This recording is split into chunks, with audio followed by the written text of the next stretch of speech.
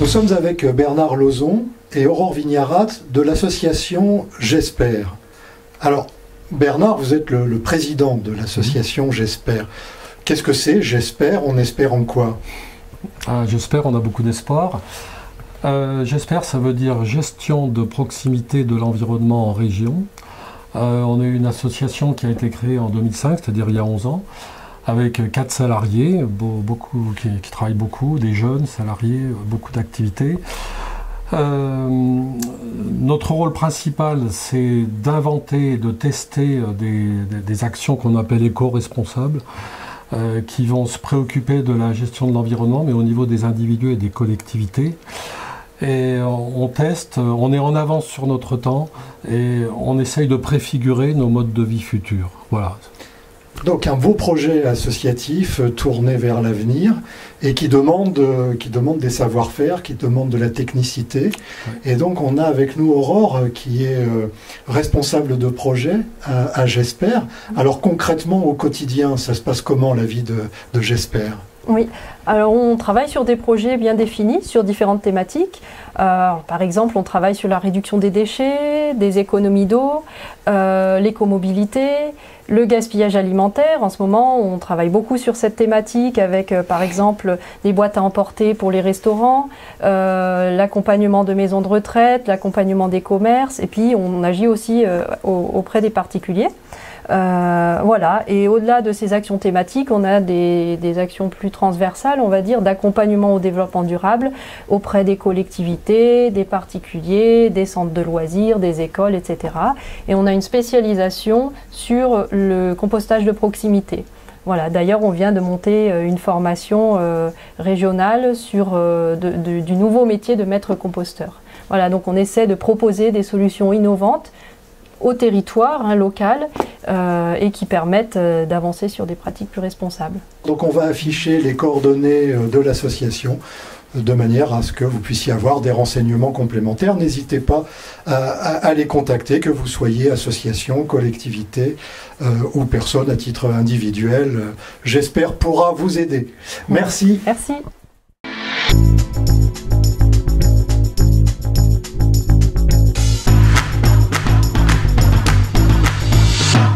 Une association est un contrat passé entre au moins 2 personnes, mais qui peuvent être plus nombreux.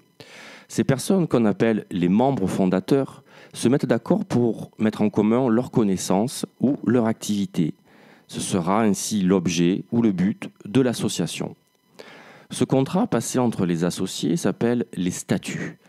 Outre la définition de l'objet du but poursuivi, les statuts fixent les règles de fonctionnement de l'association, telles que les prises de décision, le mode de scrutin, la régularité des réunions, les modalités de modification ou de dissolution de l'association. L'association ne doit pas avoir pour objet le partage des bénéfices. C'est en cela qu'on dit qu'elle est non lucrative.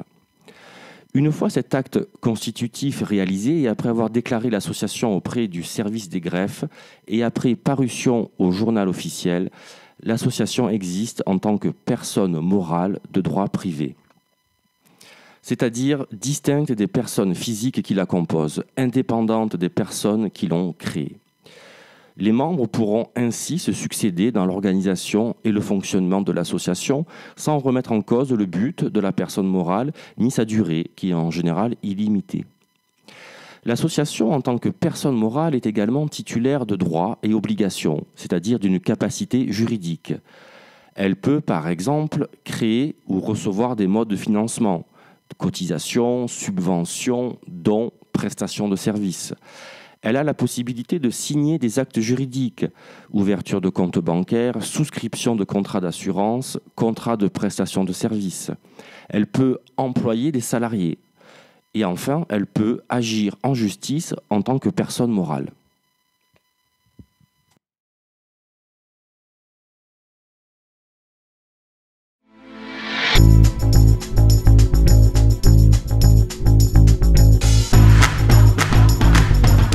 L'association Amagaric présente la 16e édition du Festival de Montfort les 4, 5 et 6 août prochains. Au menu de ces 3 journées festives, du cinéma avec la projection en plein air du film de Christian Philibert Massilia Sound System, de la musique avec les groupes de trip-hop Siska et Flox, le groupe de reggae Ja Leg AC et le groupe phare de cette édition, Puppet Mastaz, pour un set délirant d'électro, de hip-hop avec leurs fameuses petites marionnettes, les 4, 5 et 6 août, tous à Montfort!